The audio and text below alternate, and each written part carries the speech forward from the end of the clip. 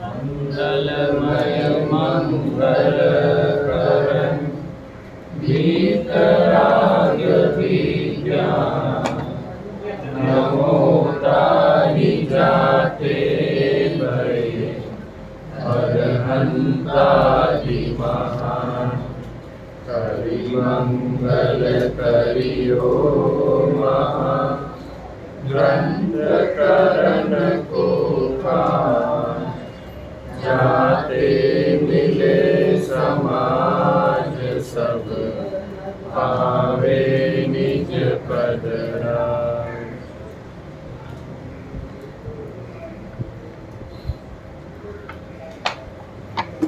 आठवें अधिकार में हमारी चर्चा चल रही है। कर्मयोग योग की पद्धति,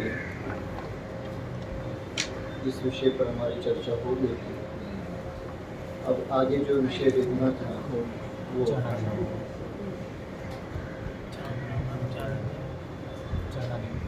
चरणायोग के बारे में विषय हम लोगों को जानना है।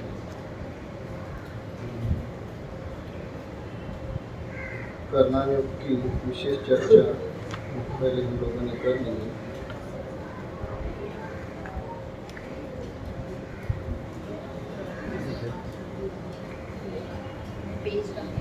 पेज नंबर 270 270 नवी बुक में 270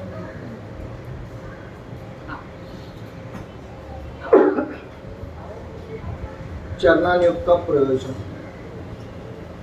पहले तो प्रयोजन की बात करते हैं और फिर उसके व्याख्यान का विधान करेंगे। चरणायोग का क्या प्रयोजन है? देखिए, लेखन शैली कैसी है टोडोमंडी साहब की। पहले उद्देश्य और प्रयोजन को निश्चित करते हैं और जब उद्देश्य और प्रयोजन निश्चित हो जाता है तो फिर उसका व्याख्यान करते हैं। क्या करते हैं? पहले प्रयोजन और उद्देश्य की निश्चिति करते हैं और फिर उसका व्याख्यान करते हैं। मतलब ये हुआ, हम जो कुछ पढ़ रहे हैं, समझ रहे हैं, जान रहे हैं, उसका उद्देश्य क्या है, उसका प्रयोजन क्या है, क्यों पढ़ना है, क्यों जानना है, पहले इसका निर्धारण करते हैं। और एक बार ये निश्चित हो गया तो फिर उसका व्याख्यान करेंगे। हमें जयपुर जाना है, क्यों? भाई वहाँ अष्टारिका पर्व चल रहा है, वहाँ पर शिविर चल रहा है, तो हमें शिविर में अध्ययन के लिए जाना है। तो ये हुआ हमारा प्रयोजन। और उसका डिटेल में व्याख्यान होगा कि कैसे जाना है, जाने से लाभ क्या है, फिर जाने के आपको क्या क्या साधन है, वहाँ जाकर के आपको जानने को क्या मिलेगा, आदि आदि। ये व्याख्यान हुआ। प्रयोजन निश्चित हुआ कि हमें शिविर में जाना है तत्व ज्ञान का अभ्यास करने के लिए। ऐसे यहाँ पर चारों अनुयोगों का अध्ययन करना है। सातवें अधिकार के अंत में जाकर के कहा था, देखो तत्व विचार की महिमा, कि तत्व विचार की महिमा ऐसी है कि तत्व विचार के साथ में यदि यह जीव जीववाणी का अभ्यास करता है तो तत्व विचार होता है और तत्व विचार करने वाले जीव को सम्यक्त्व का अधिकार है, सम्यक्त्व की प्राप्ति होती है। तो इस जीव ने विचार किया कि मुझे तत्व का अभ्यास करना है तो क्या करना चाहिए? तो उन्होंने कहा जीववाणी का अध्ययन करो। तो सबसे पहले जीववाणी का अध्ययन करने में 4 अनुयोग है, तो 4 अनुयोगों में किसका अध्ययन करें, क्यों करें, कैसे करें, या 4 अनुयोग है क्या, इसके बारे में जानकारी यहाँ पर दे रहे हैं। और एक बार ये निश्चित हो जाए कि हमारा स्वाध्याय का प्रयोजन क्या है, उसके बाद उसका विस्तार से व्याख्यान करेंगे। तभी प्रयोजन में हम लोग कर्मयोग का प्रयोजन जान चुके हैं। अब कर्मयोग के प्रयोजन के बाद चरणायोग का प्रयोजन आज हम लोगों को जानना है। क्या है चरणायोग का प्रयोजन? अब चरणायोग का प्रयोजन कहते हैं, चरणायोग में नाना प्रकार धर्म के साधन निरूपित करके जीवों को धर्म में लगाते हैं।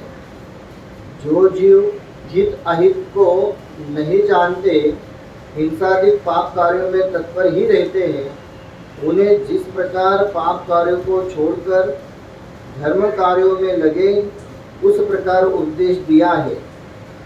उसे जानकर जो धर्म आचरण करने को सन्मुख हुए, वे जीव गृहस्थ धर्म को मुनि धर्म का विधान सुनकर आपसे जैसा सदैव वैसे धर्म साधने में लगते हैं। लेकिन क्या कहते हैं, अब चरणानुयोग का प्रयोजन कहते हैं कि चरणानुयोग का क्या प्रयोजन है। तो चरणानुयोग में नाना प्रकार धर्म के साधन निरूपित करके, देखिए वाक्य रचना क्या है।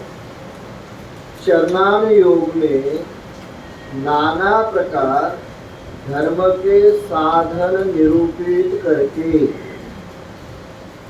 नाना प्रकार से धर्म के साधनों का निरूपण होगा। तो क्या ये सब धर्म साधन है या इन साधनों से धर्म होगा? कदाचित नहीं भी होगा। ठीक है, और ये सभी के सभी धर्म साधन होंगे ही, ऐसा भी नहीं है।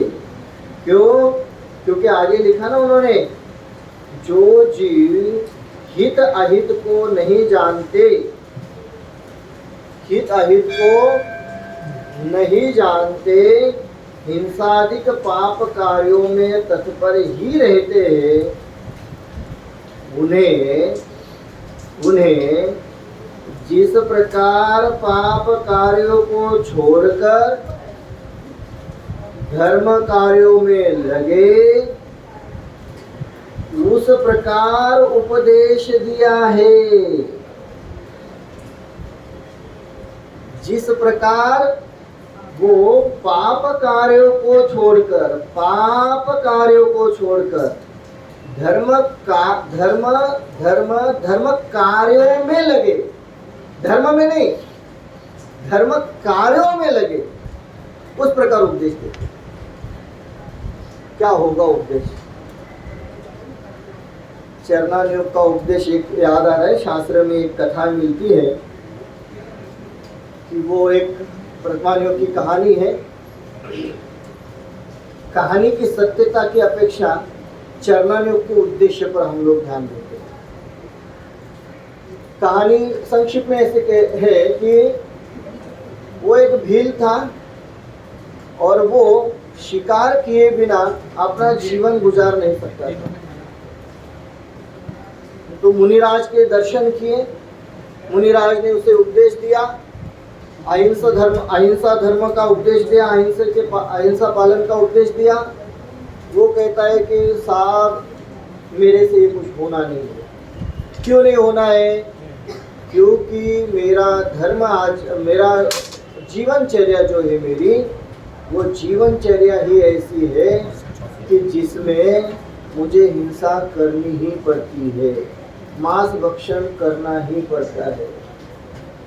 तो पूछा गया कि कोई बात नहीं, एक काम करते हैं कि आपको सब प्रकार से हम लोग बाधित नहीं करेंगे, बांधेंगे नहीं।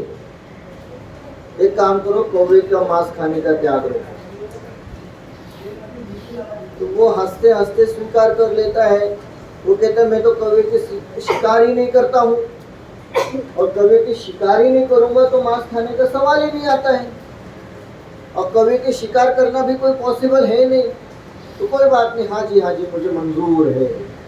मुझे एक बात बताइए, जब ये नियम दिया गया कि कौवे का मांस नहीं खाना, तो दूसरी बात उसके साथ ये जुड़ गई है कि भाई बाकी का जो आप असत्य आचरण कर रहे हो, पापाचरण कर रहे हो, उसके प्रति हमारी ओर से मना है, हमारी ओर से मना है, पर आप करें तो करें, आप करें तो करें, हमारी ओर से मना है। मुझे बताइए इसमें कौन सा धर्म हुआ? इसमें कौन सा चरणानुयोग का पालन हुआ? लिखा ना, जिस प्रकार पाप कार्यों को छोड़कर धर्म कार्यों में लगे, अब उसने निर्णय कर लिया कि नहीं नहीं, चाहे कुछ भी हो जाए, मैं कौवे का मांस नहीं खाऊंगा, कौवे की शिकार नहीं करूंगा। और उसके जीवन में ऐसा प्रसंग बना, उसे कौवे का मांस खाने का समय आया तो उसने कहा कि नहीं, मैं चाहे कुछ भी हो जाए, कौवे का तो मांस नहीं खाऊंगा। इसका नाम है जिस प्रकार पाप कार्यों को छोड़कर धर्म कार्यों में लगे। एक और उदाहरण बोलते हैं। देखा एक चरणायोग कैसा है? ये चरणायोग पर हम लोगों को बहुत काम करने की आवश्यकता है, और यदि हमने इस पर काम कर लिया ना तो बहुत सारी समस्या हमारी ऐसी दूर हो जाएगी। देखिए क्या है दूसरा उपाय? बहुत सिंपल है। एक कहानी और मिलती है। एक सेठ जी थे, सेठानी जी। उनका परिवार बहुत अच्छा परिवार था, धन संपन्न। सेठानी जी को धर्म के प्रति बहुत रुचि थी, सेठ जी को बिल्कुल रुचि नहीं थी। सेठ और सेठानी परिवार के साथ रहते हुए सेठानी बड़ी दुखी हुआ करती थी कि सेठ जी को सब कार्यों में रुचि है, बस धर्म कार्यों में रुचि नहीं है। बड़ी परेशान रहती थी। एक बार महाराज साहब के पास गए और गुरुदेव से कहा कि हे गुरुदेव, देखिए इन्हें सब कार्यों में रुचि है, दान आदि कार्यों में भी रुचि है, पर धर्म कार्य में रुचि नहीं है। यदि सेठानी जी ने कहा कि भाई हम लोगों को यहाँ कुछ दान करना है तो ले जाओ करो, पर आप आओ नहीं, तो अभी क्या करें? तो महाराज साहब ने पूछा कि सेठ जी प्रतिदिन देव दर्शन किया करो, पूजा पाठ करो, स्वाध्याय करो, षडावशों का पालन करो। उन्होंने कहा कि गुरुदेव हमसे ये होना नहीं। जब बहुत बातें हुई तो देखा गया कि अंतिम इस बात पर आकर के रुके, कम से कम एक दिन आप दुकान के लिए जाते हैं, अपने व्यवसाय के लिए जाते हैं, तो पहले देव दर्शन करके जाया करो। उन्होंने कहा नहीं हमसे ये होना नहीं। क्यों नहीं होगा? नहीं हमें तो सवेरे दुकान ओपन करनी होती है, सवेरे सवेरे जाना है, सवेरे धंधा होता है, हम नहीं करेंगे। कोई बात नहीं, आपका शौक कहाँ पर है? मैं कहा यहाँ। अच्छा उसके आजू बाजू में? कहा कोई नहीं है। फिर हाँ एक कुम्हार जरूर है, और वो कुम्हार सवेरे सवेरे मटके बनाता है, वो हमें दिखाई देता है। तो उन्होंने कहा कोई बात नहीं, एक नियम ले लो कि कुम्हार का दर्शन करके ही दुकान ओपन करेंगे। उन्होंने कहा हाँ ठीक है, ये तो बहुत अच्छी बात है, अपना तो काम ऐसे हो जाएगा, कुम्हार सामने दिखता ही है और बिना इच्छा के उसको देखना ही पड़ता है। तो कहा कि हाँ ठीक है, मंजूर है। दिन बीतते गए, डेली रूटीन शुरू हुआ, उसे देखना, फिर दुकान ओपन करना। एक काम चलते चलते एक दिन देखा कुम्हार है नहीं। कुम्हार नहीं, अब नियम देखो, नियम बना लिया था कि उसका दर्शन करके फिर दुकान खोलनी है। तो देखा कुम्हार है नहीं, तो जाकर के पूछा उसके घर पर कि कहाँ गए? तो कहे कि आज मिट्टी लेने गए हैं, बड़ी ऑर्डर मिली, मिट्टी लेने गए। कहाँ गए? वो आप पहाड़ के पास गए, वो टेकरी के पास गए। चलो ठीक है चलते। जाकर के देखा कुम्हार आगे पीछे आगे जाकर के देखा तो कुम्हार कुछ इकट्ठा कर रहा था, और सेठ जी तो बड़े दूर थे। उन्होंने दूर से ही देख लिया और वो जोर से कहने लगे, ओहो देख लिया। अब यहाँ कुम्हार को मिला था धन के घड़े मिल गए थे। तो कुम्हार को लगा कि सेठ जी ने देख लिया और सेठ जी सारे नगर में ये बात फैला देंगे। तो कुम्हार घड़े लेकर के सेठ जी के पीछे, और सेठ जी दौड़ करके लेट हो गए, तो दौड़ते हुए शॉप पर आ गए और वो कहने लगे कि बस देख लिया। तो वो कुम्हार आकर के सेठ जी से कहता है कि देखिए मुझे 2 घड़े मिले, एक आपका और एक मेरा, पर किसी से कहना नहीं। बस चरणायोग ने नियम दिया था, भले कुम्हार का दर्शन करना, तो दर्शन करते ही अपना कार्य शुरू करना। ये लिखा ना, जिस प्रकार पाप कार्य को छोड़कर। अब हम विचार करें कुम्हार के दर्शन में कौन सा धर्म है? नहीं, ये धर्म है कि कोई ना कोई अच्छा कार्य किए बिना संसार का कार्य प्रारंभ नहीं करना है। लिखा है ना, जिस प्रकार शुरुआत में लिखा चरणान योग में नाना प्रकार धर्म के साधन। ये कौन सा धर्म का साधन हुआ कि आप कुमार का दर्शन करो? ये कौन सा धर्म का साधन हुआ कि कौवे का मांस नहीं खाना? कहते ये भी धर्म के साधन है, ये भी धर्म के साधन है। ये बात हम लोग क्यों विचार कर रहे हैं? ये सेठ जी और ये भील कोई अलग नहीं है, रूप परिवर्तित करके हमारे ही परिवार में आए हैं, रूप परिवर्तित करके हमारे ही परिवार में है। हम हमारे ही पाप उदय से प्रतिदिन स्वाध्याय नहीं कर पाते हैं, प्रतिदिन देव दर्शन नहीं कर पाते हैं, प्रतिदिन हम कोई धर्म का कार्य नहीं कर पाते हैं। मतलब मैं हमारे परिवार की बात करना चाहता हूँ। तो परिवार में जो कोई भी हमारे ऐसे सदस्य है, उनसे बस एक छोटी सी बात कहना कि कोई बात नहीं, आपको धर्म अच्छा नहीं लगता, स्वाध्याय अच्छा नहीं लगता, व्रत उपास अच्छे नहीं लगते, कोई बात नहीं। हमें पता है कि वो किस प्रकार के नियम का पालन कर सकते हैं, हमें अच्छे से पता है। बस हमें वही बात उनसे करनी है कि कुछ नहीं करो, बस इतना सा नियम लो और इतने ही नियम का पालन करो। ये छोटा सा नियम भी इस पंचम काल में जीव को नरक जाने से बचा सकता है। तो पंचम काल का ये नियम है या व्यवस्था है, यदि जीव संयम के साथ मरण को प्राप्त होगा तो वो नरक गति में गमन नहीं करेगा। एक नियम है, ठीक है। तो करना क्या है? बहुत सिंपल सी बात है। परिवार में जो भी हमारे साधर्मी हैं, उनमें सब में सबको एक छोटा सा नियम है। छोटे दादा बड़े दादा हमारे डॉक्टर साहब जो जयपुर में रहते थे, बड़े दादा हम लोगों को सुनाते थे। वे क्या करते थे, उनके घर पर बहुत सारी जिनवानी को इकट्ठा करके रखते थे, और जो कोई भी साधर्मी उनसे मिलने के लिए आते थे, साधर्मी मतलब बहुत सारे लोग आते थे, जैन अजैन जो भी आवे, तो वो उन्हें एक जिनवानी गिफ्ट करते थे। नियम था उनका कि कोई भी मिलने आवे तो उन्हें रिटर्न गिफ्ट में एक जिनवानी गिफ्ट करते। वो कहते थे, सुनाते थे कि ऐसा करने से बहुत सारे साधर्मी इस मार्ग में जुड़ गए। और ये उस समय की बात है जब किताबें पढ़ने में सबको रुचि हुआ करती थी, और जैन हो या अजैन हो रुचिपूर्वक किताबें पढ़ते थे, तो बहुत सारे जीवों का धर्म परिवर्तन हुआ।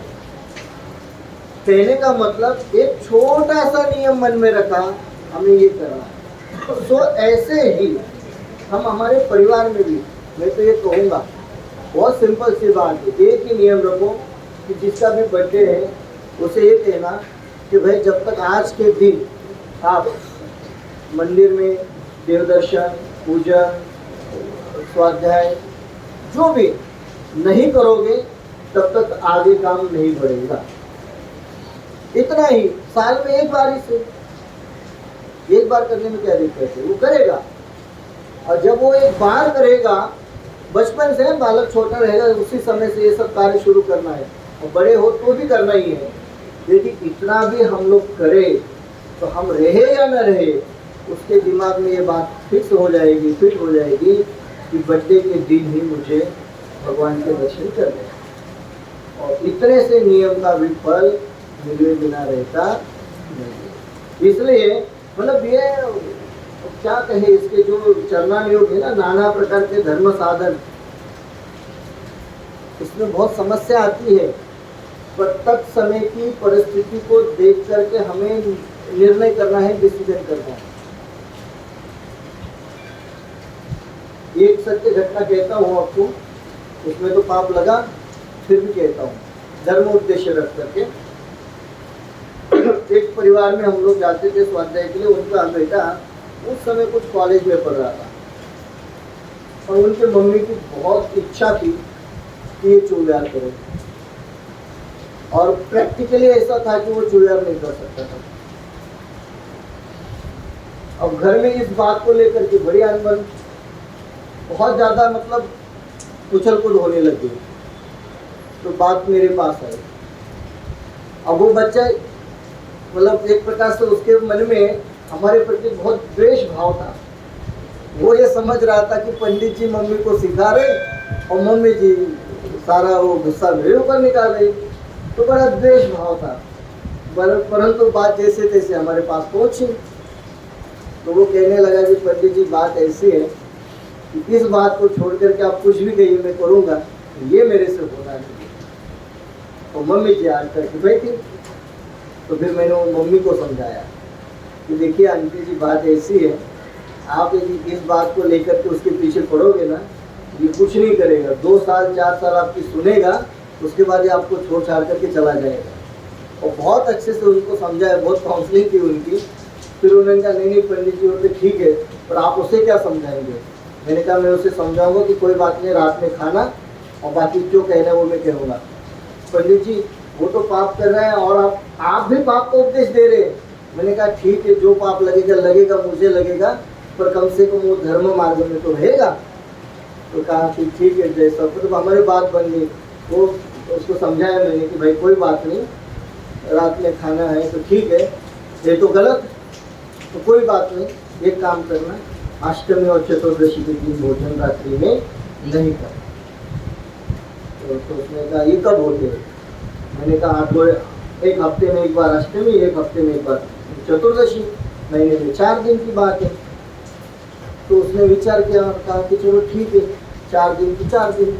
तो हमारी बात बन गई, आगे बात बढ़ती गई और आगे बढ़ते बढ़ते वो बालक बहुत अच्छे से धर्माचरण करने लगा।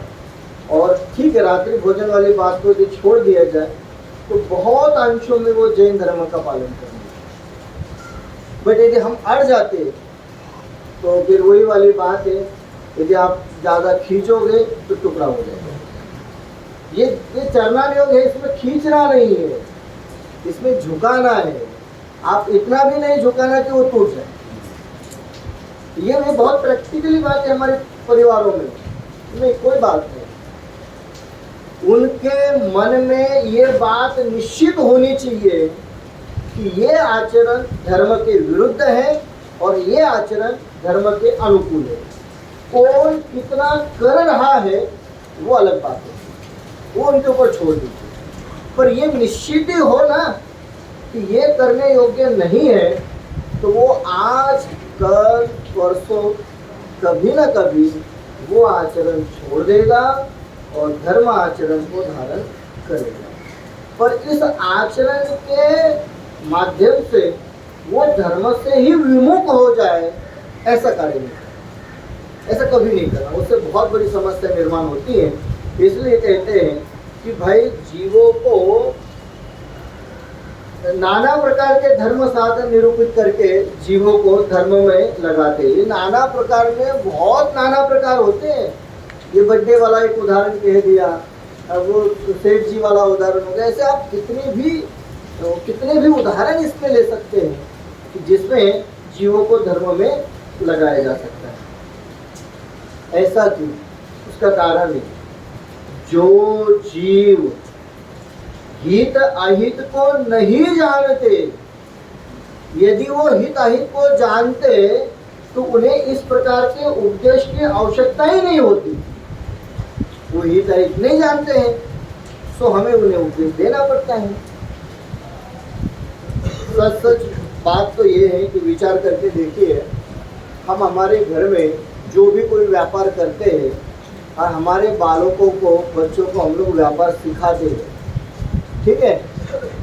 अब वो हित अहित की बात जानता नहीं, समझता नहीं है, तो हम क्या करते हैं, धीरे धीरे उसे जैसा समझ में आवे उस रीति से, उस पद्धति से उसे वो व्यापार सिखाते हैं। और कभी कभी उसमें घाटा होता है, बहुत बड़े स्तर का घाटा होता है, फिर भी हम कहते हैं कोई बात नहीं, देखो हमने आपसे ये कहा था, आपने ये माना नहीं, इसलिए देखो ये घाटा हुआ। तो ऐसे ही ये चरणानियों का धर्म का उपदेश देते समय हमें ऐसा ही उपदेश देना है, और एक आध बार उसका घाटा हो जाए तो हो जाए, परंतु वो अगले समय के लिए तैयार हो जाएगा कि हमने यदि ये बात मान ली होती तो हमारा ये घाटा नहीं होता। सो इसलिए कहते हैं, जो जीव हित अहित को नहीं जानते, हिंसादिक पाप कार्यों में तत्पर ही रहे। जो पाप कार्यों में ही तत्पर रहते हैं, मतलब मानो उनके जीवन का उद्देश्य ही है पाप कार्य करना। ये कौन सा पाप? हिंसा, झूठ, चोरी, कुशील, परिग्रह, ये 5 पापों में ये तत्पर ही रहते हैं। अब ऐसे जीवों को धर्म मार्ग में लगाना है। एक उदाहरण यदि विचार करें, एक व्यक्ति वो बारंबार झूठ ही बोलता है, और ऐसे बारंबार झूठ बोलने वाले जीवों को धर्म में लगाना है। हम उससे सामान्य ही बात नहीं कर सकते, सामान्य व्यवहार ही नहीं कर सकते, तो धर्म का क्या उपदेश देवे और कैसे धर्म के कार्यों में लगावे, बड़ी समस्या आती है। क्या करें? फिर वही वाली बात है कि कोई ऐसी शुरुआत करे कि भाई कम से कम इस समय तो झूठ नहीं बोलना है, या इस प्रसंग में तो झूठ नहीं बोलना है। यहाँ से शुरुआत करे तो धीरे धीरे वो कार्य हमारा आगे बढ़ सकता है। सो कहते हैं, जिस प्रकार पाप कार्यों को छोड़कर धर्म कार्यों में लगे, उस प्रकार उपदेश दिया जाए। अब ये तो वही वाली बात है, जैसे लोक व्यवहार में हम डॉक्टर है ना, लोक व्यवहार के डॉक्टर, ऐसे ही धर्म मार्ग के डॉक्टर बनना है। अच्छा, लोक व्यवहार के डॉक्टर क्या होता है, और हम लोग भारतीय लोग हैं तो बड़े सारे लोग डॉक्टर हैं, सारे लोग। अच्छा, घर में खांसी बुखार जुकाम होने लगा तो हम क्या डॉक्टर के पास जाते हैं क्या? आधी दवाई तो घर पर ही रखते हैं। अच्छा, एक ही दवाई लाते हैं, वही दवाई बालकों को भी देते हैं, हम भी लेते हैं और बुजुर्गों को भी देते हैं, बराबर है नहीं? वो एक तो खांसी की दवाई हो, जुकाम की दवाई हो, घर में ऐसे रहेगी, और हम देते हैं। कैसे देते हैं? बड़े लोग रहेंगे तो जो टैबलेट देंगे वो कैसी टैबलेट देंगे? 400, 500, 800 जो भी पावर वाली आती है वो देते हैं, और बालक वाले रहेंगे तो वही वाली दवाई है, क्या करेंगे? आधी, और छोटा बालक रहा तो और आधी। अरे भाई, पावर तो इसमें बहुत ज़्यादा है, तो कोई बात नहीं, आधी करेंगे तो पावर आधा होगा, और आधी करेंगे तो पावर और आधा होगा, और इसका काम बनेगा। तो घर में कैसे हम डॉक्टर की करते हैं, बस वही तो फॉर्मूला धर्म मार्ग में करना है। अच्छा, सबको एक दवाई देते हैं, कैसे टैबलेट ही देते हैं क्या? नहीं। यदि ये बच्चा है, ये बहुत बड़ा है, तो भी उसको सिरप देते हैं, और ये बच्ची बहुत छोटी है, जिसको टैबलेट देते हैं। अरे, बड़े वालों को टैबलेट दो, छोटे वालों को सिरप दो। नहीं, बड़ा बड़ा भले ही है, पर वो टैबलेट लेना जानता ही नहीं है, वो ले ही नहीं सकता है, तो हम उसको सिरप देते हैं। और छोटी वाली बच्ची, भले ही वो छोटी है, पर वो टैबलेट लेने के लिए योग्य है, वो रेडी है, उसको टैबलेट देते हैं। मतलब घर में हम जैसे डॉक्टर की करते हैं, ऐसे ही डॉक्टर की धर्म क्षेत्र में करना है। यदि बड़े वालों को ये कर्णानुयोग द्रव्यानुयोग पसंद नहीं है तो कहानी सुनाओ, चरणानुयोग की बातें सुनाओ, और यदि छोटा वाला सुनने के लिए रेडी है तो उसे द्रव्यानुयोग सुनाओ, कर्णानुयोग सुनाओ। मैं तो ये कहूँगा, आजकल के बच्चे साइंस में और मैथ्स में बहुत रुचि रखते हैं, उन्हें बहुत अच्छा लगता है, तो कोई बात नहीं, उन्हें एक काम करो, वो अपना जो भी पढ़ाई करते रहने दे। उनको एक कहने देना कि भाई देखो, हमारे जैन शास्त्रों में एक मैथ्स दिया है, जरा इसे सॉल्व करके दिखाओ, हमें समझ में नहीं आ रहा है, आपको समझ में आता है, आप तो सीए बनने जा रहे हो, हमें भी सिखा दो थोड़ा। कोई बात नहीं, उस बहाने वो सीखने लग जाएगा, रुचि लेने लगेगा। और कोई ज़्यादा ही होशियार बन गया तो उसे कहना, अपनी होशियारी अपने पास रखो, हमारा ये कुछ सॉल्व करके दिखा दो, हमारा काम बन जाएगा।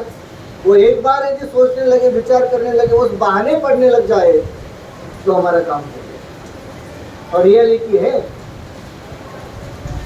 आई थिंक 6वीं 7वीं शताब्दी की एक किताब है, एक शास्त्र है,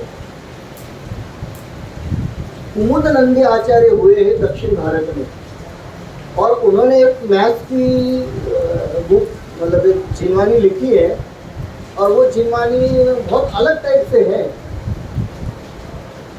और आप लोग सर्च करना, ये हमारे बच्चे मैथ्स पढ़ने वाले, आप लोग सर्च करना, मैं जो बोल रहा हूँ, मैं आपको बुक का नाम भी देता हूँ। वो ऐसी जीवनी है, उसे आप आज तक कोई सॉल्व नहीं कर पाया। वो खाली मैथ्स है, खाली मैथ्स है, और आई थिंक उसमें कोई डायग्राम बने हुए हैं, और वो मैथ्स के जो फॉर्मूले चलते हैं उस टाइप से, आज तक उसे कोई सॉल्व ही नहीं कर पाया। और वो इसमें सोशल मीडिया पर वो चैलेंज बना हुआ है अभी। हाँ, साइंटिस्ट लोगों ने चैलेंज किया, इसको कोई भी सॉल्व करके दिखा दो। कल परसों मेरे वो न्यूज़ पढ़ने में आई थी, नहीं कर पा रहे, कोई नहीं कर पा रहा। देखो, हाँ आया था, ये न्यूज़ आया था, और ये न्यूज़ बहुत समय से पहले से चल रही है। तो 2-4 साल पहले भी ये शास्त्र का नाम भी आया था, उसकी PDF भी आई थी, और वो कह रहे इसको कोई सॉल्व करे, नहीं हो पा रहा। अच्छा, उसमें बहुत गणित के बहुत बड़े बड़े सिद्धांत दिए हैं, नहीं हो पा रही। समझ, हमारी बुद्धि वहाँ तक नहीं पहुँच पा रही है इसमें क्या लिखा हुआ है। एक वो हमारे डॉक्टर प्रवीण जी शास्त्री इंदौर वाले, उन्होंने एक बहुत सुंदर वो लिखी गणित, जैन गणित करके, और उसमें उन्होंने वो गणित के सब यूनिट्स दिए हैं। हम जो 1, 2, 10 ऐसा बोलते हैं, सब उन्होंने सब जैन गणित के दिए हैं। तो ये लोग गणित पढ़ रहे हैं, मैथ्स पढ़ रहे हैं, इसके साथ उन्हीं को भी शास्त्र दिया जाए, तो देखो जरा इनका कहीं मिलान होता है क्या। तो जब वो मिलान करने लग जाए तो हो गया काम, वो अपना बिल्कुल जैन दर्शन पढ़ने लग जाएंगे। और जिनको रुचि है वो अपने आप फिर वो कंपैरिजन करते हुए पढ़ेंगे, और बहुत आनंद आएगा। इसका नाम है जिस प्रकार पाप कार्यों को छोड़कर धर्म कार्यों में लगे, उन्हें उस प्रकार का उपदेश देना है। मतलब एक प्रकार से कभी कभी धर्म पढ़ने में उलझाना भी तो धर्म का उपदेश है।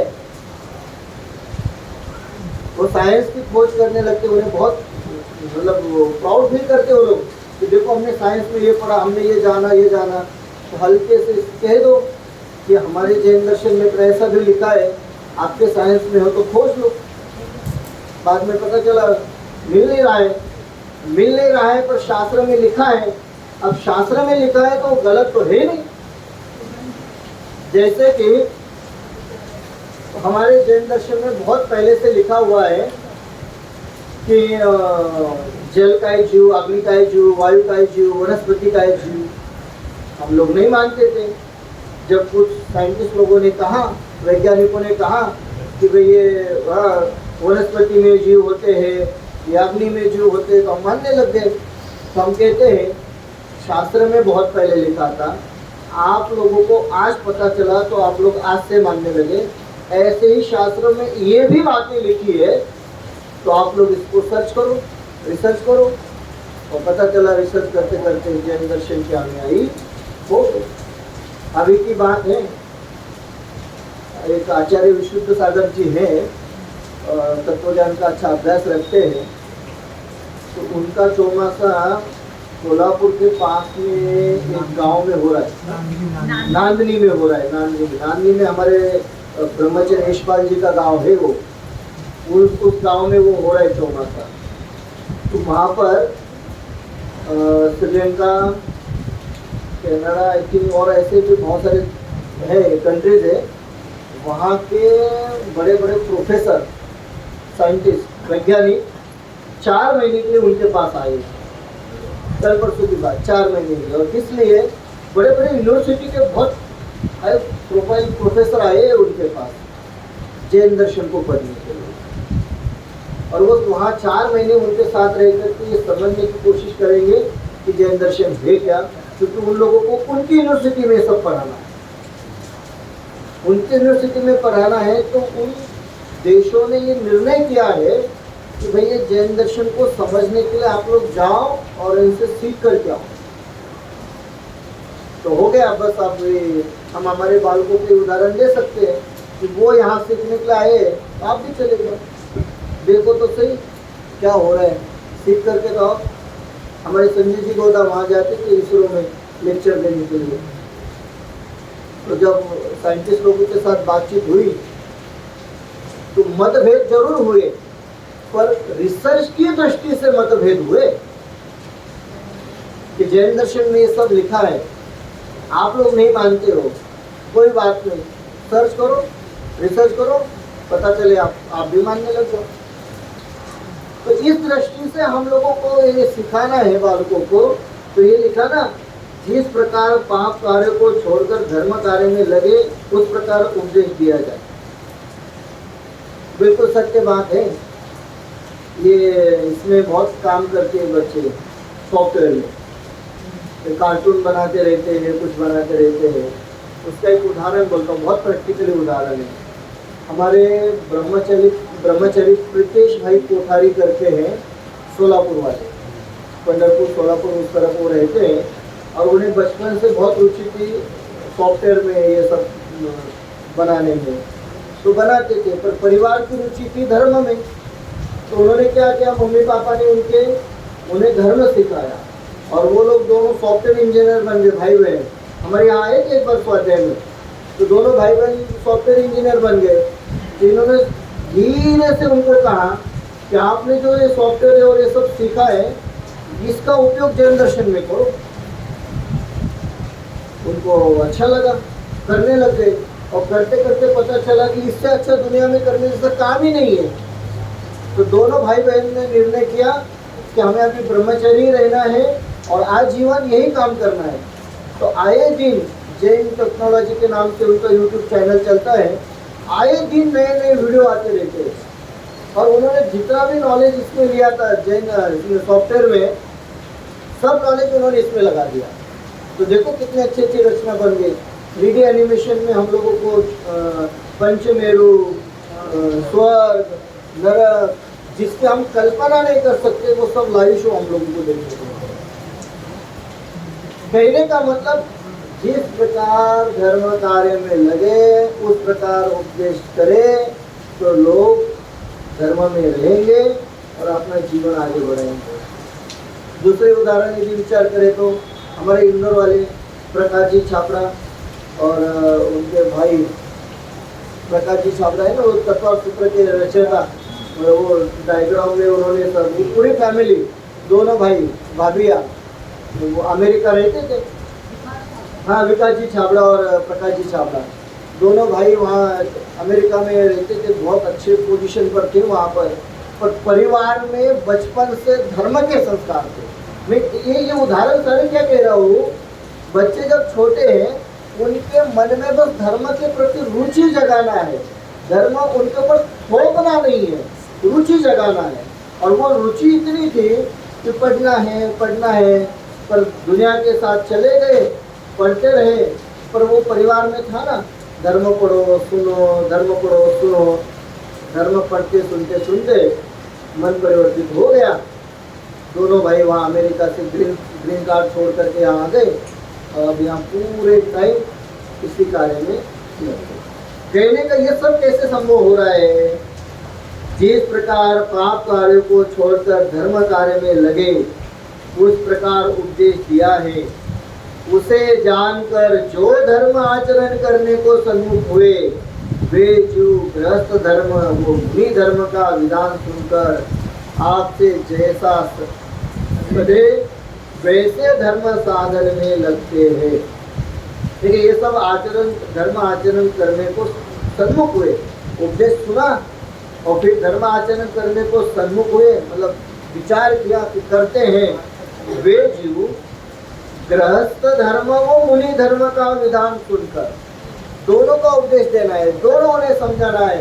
ये गृहस्थ आचरण है, ये मुनि आचरण है, तो गृहस्थ धर्म और मुनि धर्म का विधान सुनकर आपसे जैसा सदैव वैसा धर्म साधने में लगते हैं। जैसा सदैव वैसा, जो पॉसिबल हो सकता है वो लोग करने लग जाते हैं। अच्छा, उसमें भी एक बात का ध्यान रखें, वो जो जितना कर रहा है उसकी, वो जो भी धर्म आचरण कर रहा है, जितना भी कर रहा है, उस जीव की उस धर्म आचरण की प्रशंसा इतनी करो कि उसे ऐसा लगे कि मुझे और धर्म आचरण करना चाहिए। बात समझे? जितना कर रहा है ना उसकी इतनी प्रशंसा करो कि उसे लगे और करना चाहिए, और करना चाहिए। उससे क्या होता है, हम लोग व्यवहार में कहते हैं ना पॉजिटिविटी, तो उनके मन में वो विचार रहता है, नहीं जितना किया ना मुझे और करना चाहिए, और करना चाहिए। तो और करने का विचार उनके मन में आता है और वो लोग फिर और अधिक अधिक उसमें इच्छा करते हैं। और बहुत सही बात है। अब मैं बहुत प्रैक्टिकली उदाहरण देता हूँ, बहुत ही प्रैक्टिकली बात है कैसे प्रेरित करना चाहिए। मेरी छोटी वाली बेटी है ना, वो लास्ट टाइम की बात हो रहा है, कुछ फरवरी मार्च की बात रहेगी। तो पाठशाला में जाती है तो वहाँ उसने कोई बहुत एक छोटी सी स्तुति याद कर ली और वो एक दिन मेरे पास आकर के सुनाने लगी। तो मैंने उससे कहा, अरे बाप इतना अच्छा सुनाया तूने, बहुत अच्छा, शुरू बहुत बढ़िया है, जबकि मैं जानता तो उसको इतना ही आता है।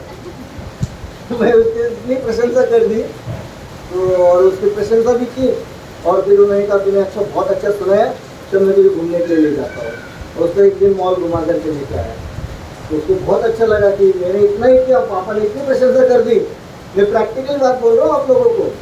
तो उसने कहा कि पापा अभी ये संडे ना हमारी पाठशाला है, उसमें ये सिखाने वाले हैं, तो मैं ये सब याद करूँगी। तो मैंने कहा सब याद करोगी तो हम कहीं और घूमने चले जाएंगे। तो उसने कहा ठीक है। तो उसने 8 दिन में पूरा याद कर लिया। फिर हम अगले टाइम फिर उसे कहीं लेकर के गए, फिर उसे लगा कि ये तो बहुत अच्छी बात है। तो उसने पूरा वो याद कर लिया। आई थिंक बालवत पार्ट 2 में थी वो, तो पूरा याद कर लिया।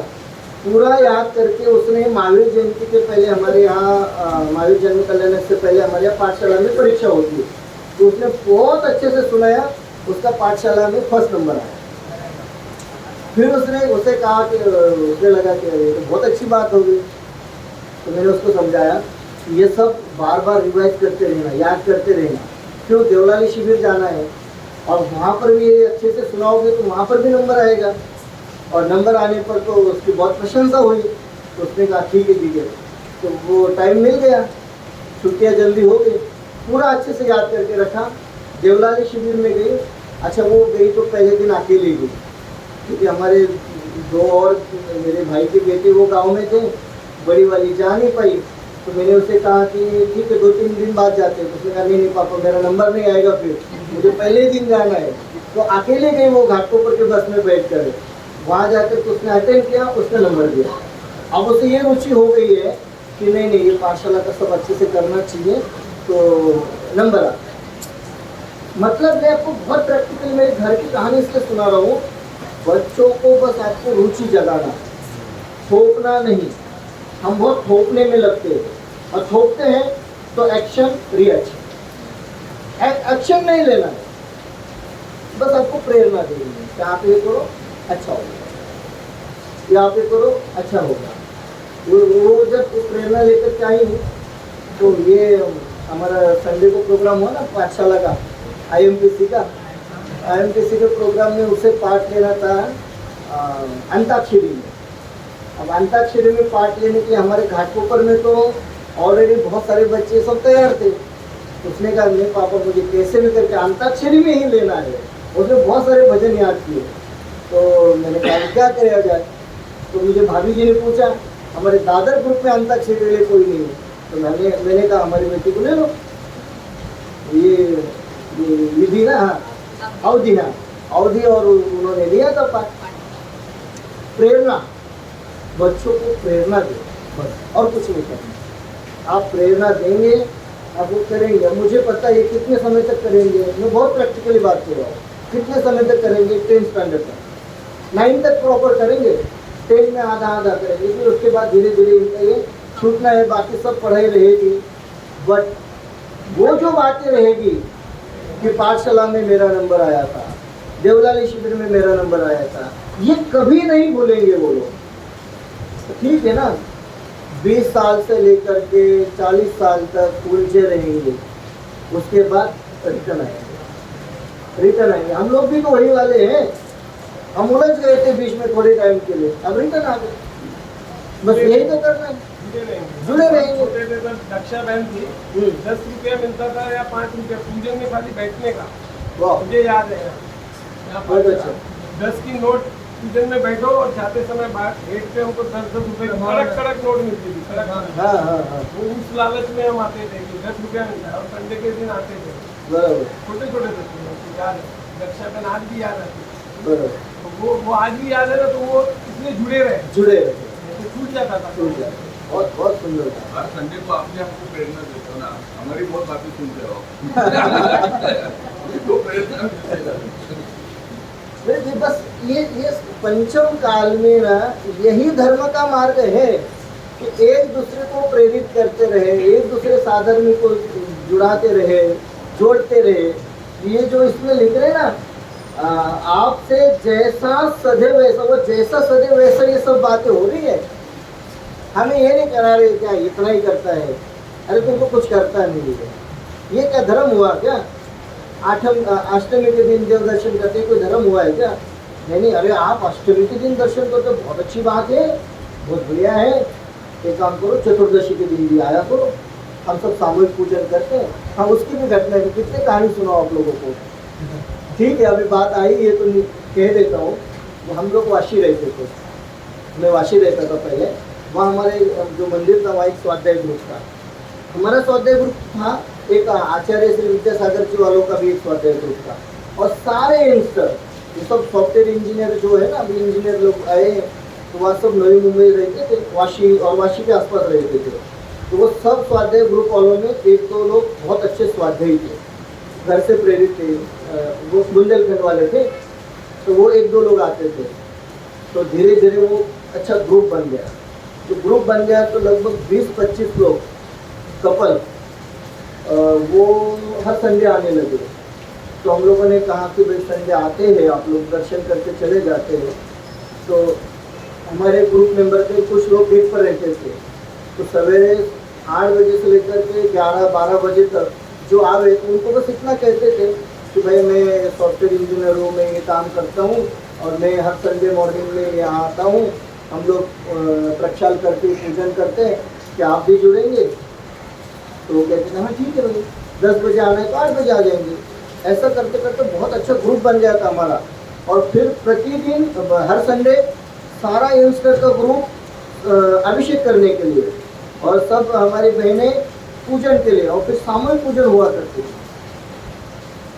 ऐसा नहीं कि लोगों को करना नहीं है, बस प्रेरणा की जरूरत जैसे वाशिक से है अतुल जी और शिल्पा जी, जी। पूरा उत्तर के लिए बाहर से लेकर सबके साथ जुड़े हुए, वो भी यूएस का ग्रीन कार्ड छोड़ के इधर आए बस और बाहर का कुछ नहीं खाते। पूना में आज कम से कम 40 कपल हमने जोड़ लिए 2 साल 3 साल के। बहुत अच्छा, बहुत अच्छा। ये लोगों को सही में मन से था कि जुड़ना है, सही हाँ। से सीखना है, और इतनी अच्छी से बेसिक से क्लासेस लेते हैं कि अगर आप पूना में देखोगे तो आज वो जैसा बोले ना, वैसे अभी सवेरे स्वाध्याय करेंगे, ट्रिप पे जाएंगे। हाँ, पूना में भी उन्होंने लोनावला में भी किया था। बराबर, बहुत अच्छा, बहुत अच्छे ग्रुप जुड़ गया है। और पुणे में 35 मंदिर हो गए, और अभी नए सब मंदिर देखोगे ना, हाँ, तो सब चलाने वाले यंगस्टर सब यंगस्टर, बहुत अच्छा, सारे यंगस्टर। कुछ करना नहीं, प्रेरणा देनी है। अच्छा, ये बात किस बात की चल रही है? जैसा सदैव वैसा, इसमें बहुत गहराई है। जैसा सदैव वैसा, यदि वो यंगस्टर संडे मॉर्निंग में पूजन अभिषेक के लिए आया और रात में 9 बजे के होटल में खाते हुए मिला, तो ये नहीं बोलना अरे यार सवेरे पूजन करने आया और नहीं, कोई बात नहीं, बहुत अच्छा, आप संडे मॉर्निंग आए थे, हम लोग मिले थे, बहुत अच्छी बात है, अगले संडे आना। ये हमारा तरीका होना चाहिए। हम लोग क्या करते हैं, अरे कैसा धार्मिक है, देखो वहाँ पूजन करता है या रात में खाता, नहीं ऐसा नहीं करना। ये सुमन प्रकाश जी भाई साहब की शैली है, आप देख रहे हो उनकी स्टाइल, और ये बिल्कुल बोलने की पद्धति, और ये मुझे बहुत अच्छा लगता है। छोड़ ही देता है, वो धीमे धीमे करके छोड़ देगा, नहीं उसको प्रेरणा देनी है भाई, बहुत अच्छी बात है, जो करे बहुत अच्छी बात है। और खाने पीने को लेकर कभी टोकना नहीं, पंचम काल में रसन इंद्रिय ही एकमात्र ऐसी इंद्रिया है जो जीवों को धर्म मार्ग से विमुख करती है। बहुत मतलब मैं शास्त्र शुद्ध पद्धति से कह रहा हूँ। रसन इंद्रिया ही एकमात्र ऐसी इंद्रिय है जीवों को धर्म मार्ग से विमुख करती है। बाकी चारों इंद्रियां हमारे कंट्रोल में हो सकती है, रसन इंद्रिय नहीं होगी। इसलिए उस इंद्रिय को लेकर के कभी किसी को धर्म मार्ग में लगाना या टोकना नहीं। कोई बात नहीं, कोई बात नहीं है। हम जानते हैं कंदमूल खाएंगे पाप लगेगा, कोई बात नहीं है। आप कंदमूल पर टोकोगे, हो सकता है वो नॉनवेज खाने लग जाए। ये वर्तमान की प्रैक्टिकली बात है। आप उसे कंदमूल पर टोकना नहीं, प्रेरित करना। और बहुत धीमे, बहुत मीठे स्वर में, बहुत अच्छे से, बहुत सहजता से, कि जब आप इससे मीठे धीरे सहजता से समझाओगे तो आपके सामने तो नहीं खाएगा। और मैं प्रैक्टिकली बात करता हूँ। हमारे बहुत सारे साधन भी हैं, मतलब परिवार वाले भी और साधन में भी मैं जानता हूँ। देखिए, कर्मोदय कहिए, पापोदय कहिए, आलस कहिए, प्रमाद कहिए, अज्ञान कहिए, मिथ्यात्व कहिए, जो कहना कहिए, वस्तुस्थिति ऐसी है कि लोग कंदमूल खाना नहीं छोड़ पा रहे, रात्रि भोजन नहीं छोड़ पा रहे हैं। कोई बात नहीं, आप उन्हें बस प्रेरणा दीजिए। मैं प्रैक्टिकली बात करता हूँ। बहुत सारे साधन में ऐसे हैं, हमें बहुत सारे सामाजिक काम रहते हैं तो हम साथ में मिलते हैं, तो वो सब जानते हैं।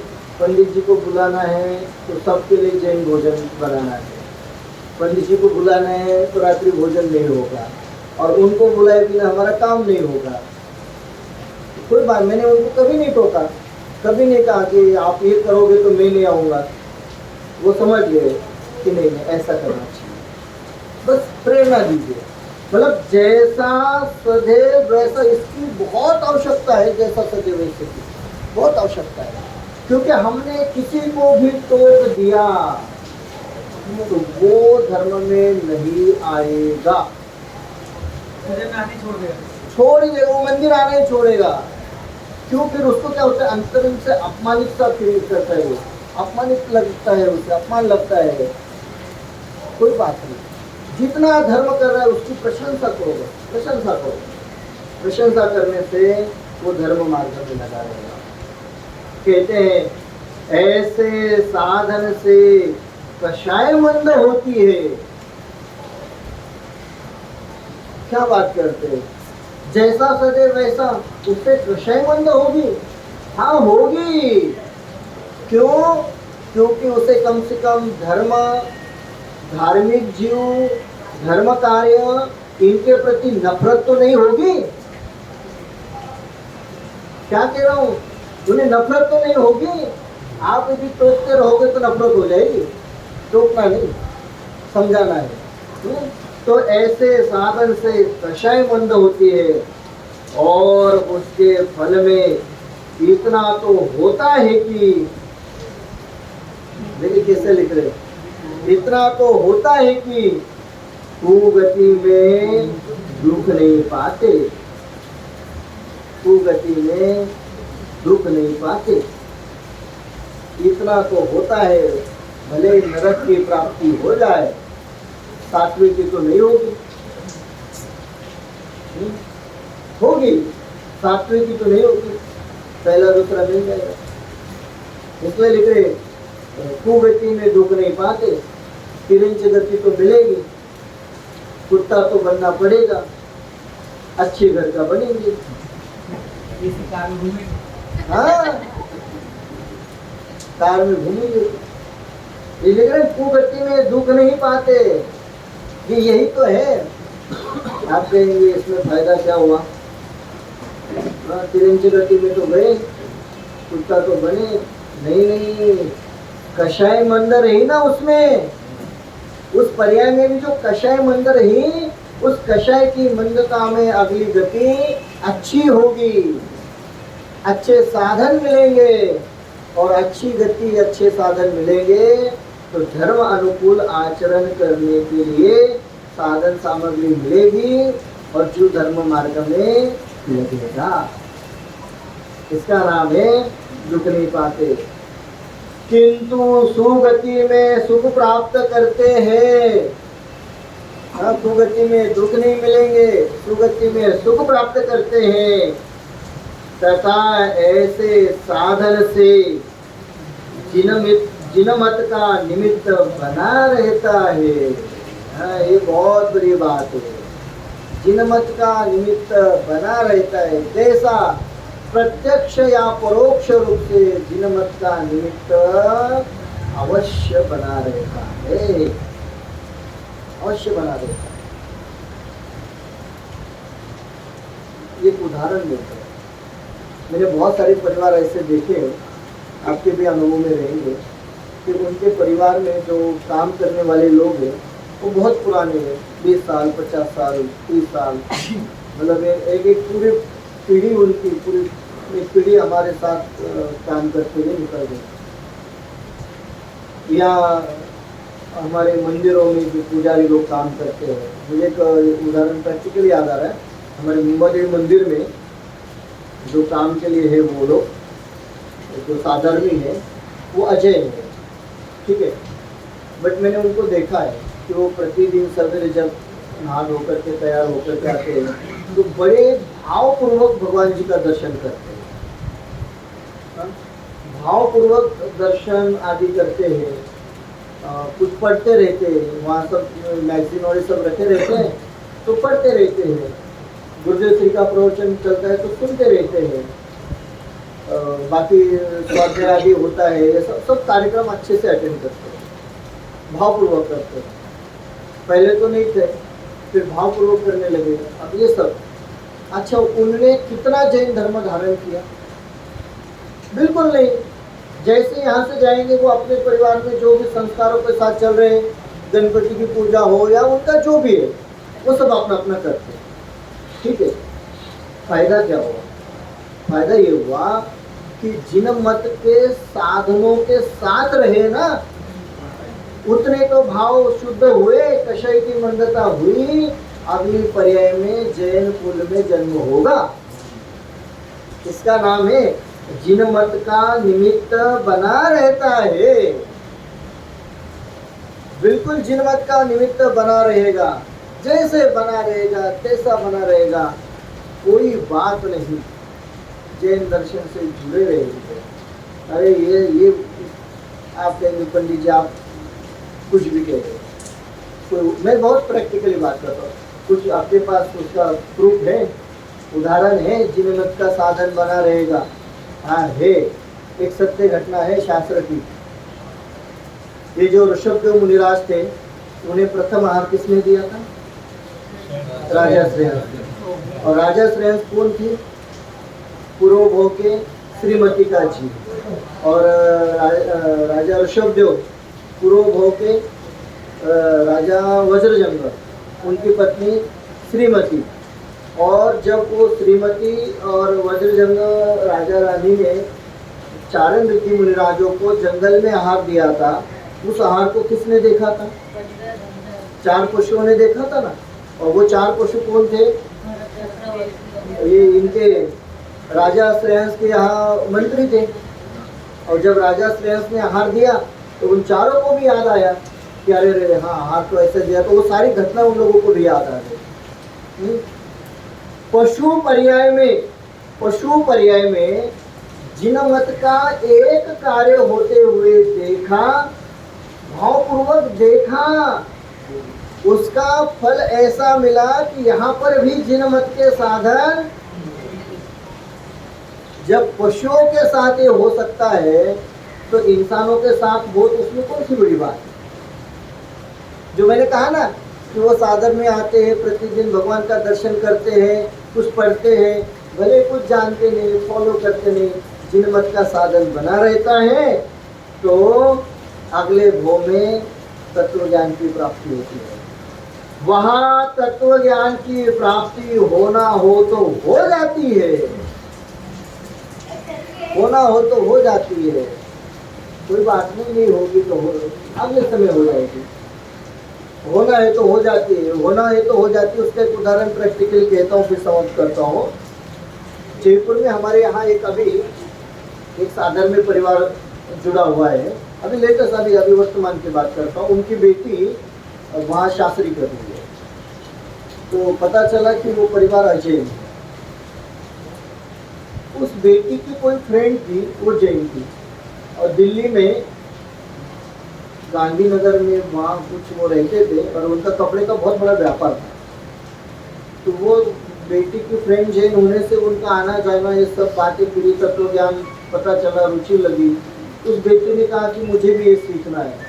तो पापा ने पर मना कर दिया कि ये क्या जैन दर्शन सीखने जयपुर जाना है। बहुत खोजबीन की, पता चला तो बेटी की बात है तो चलो ठीक है मान लेते। तो डिमांड कर भी रही तो क्या कि वहाँ जाकर के जैन दर्शन को पढ़ना है, तो पढ़ते। तो उन्होंने बेटी को रखा तोड़वा स्मारक में, तो अकेले रख नहीं सकते वहाँ, तो वो खुद रहने गए। फिर धीरे धीरे रुचि हुई तो पूरा परिवार जैन दर्शन में परिवर्तित हो गया, और अभी वर्तमान में है वो। अब वो जयपुर में एक फ्लैट ले लिया, वही रहते हैं, व्यापार धंधा सब बंद कर दिया। ये लिखा ना, तत्व ज्ञान की प्राप्ति होना हो तो हो जाती है। ये मैं प्रैक्टिकली बात कर रहा हूँ आप लोग। इसका अर्थ ये हुआ कि चरणान योग हमें ये प्रेरणा दे रहा है, जो जितना धर्म करता है, जैसा धर्म करता है, उसकी अनुमोदना करो, उसकी प्रशंसा करो। हमारे साधन में भी जो भी धर्म करते हैं ना, बड़ा मिथ्या तो वाला धर्म करते हैं, कोई बात नहीं, प्रेरणा देते रहो, प्रेरणा देते रहेंगे, जुड़े रहेंगे तो कम से कम नाम मात्र के ही सही जैन तो बने रहेंगे, और नाम मात्र के ही बने रहेंगे तो लिखा है ना, वहाँ तत्व ज्ञान की प्राप्ति होना हो तो हो जाती, और हो जाती है। बहुत सारे उदाहरण हम लोगों को इस प्रकार के मिलते हैं। तो चरणान योग का यही प्रयोजन है। इस प्रयोजन को हम सब जीव साधे, इस मंगल भावना से यही विराम लेते हैं। शेष अभी और चर्चा है चरणान योग की, उसे आगे किसी हम लोग अवश्य करें।